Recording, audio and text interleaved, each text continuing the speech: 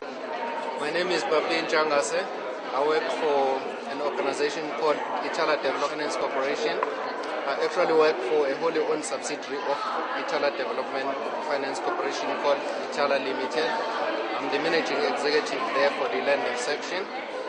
And how we come into contact with BankSETA is through the training programs. We've actually participated in training our workers through initiatives funded through BankSETA, and we have trained some of our managers as well, including myself.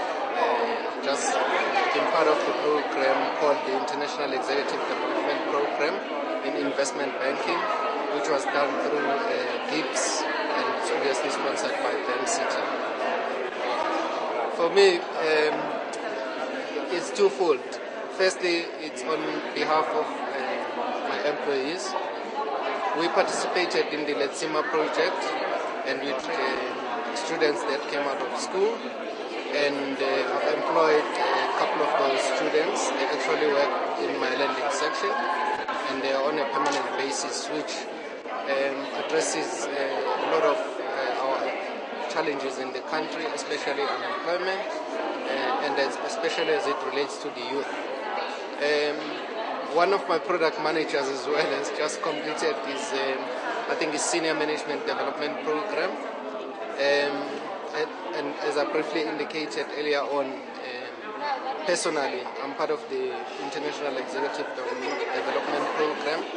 That's actually exposed us to places like New York and how business is done there, and by influential organizations such as Goldman Sachs, JP Morgan, Citigroup, and so on. And a very interesting experience with Ghana as well, and the financial institutions in there, and especially after the discovery of the oil 3-4 years ago. They've been exploring, and they told us they're just about to start producing crude oil in Ghana. And the exposure in terms of Ghana having had independence since about 50 to 55 years ago, stands on the brink of serious development. There is, especially in Accra, you can see that there's an influx of people from the rural areas, and wherever you look, there's a lot of development happening, which was quite interesting, and there's a lot of parallels one could draw from in both the first world countries as well as the developing nations such as Ghana. And of the banks we visited, for instance, Stanbic, which is a baby of Standard Bank, and Eco Bank, and another bank called UT Bank. I saw a lot of skilled employees at the senior level, which was quite encouraging. And I think for me, even the questions we posed to them with regards to how does one get to that level, and the answers are very simple.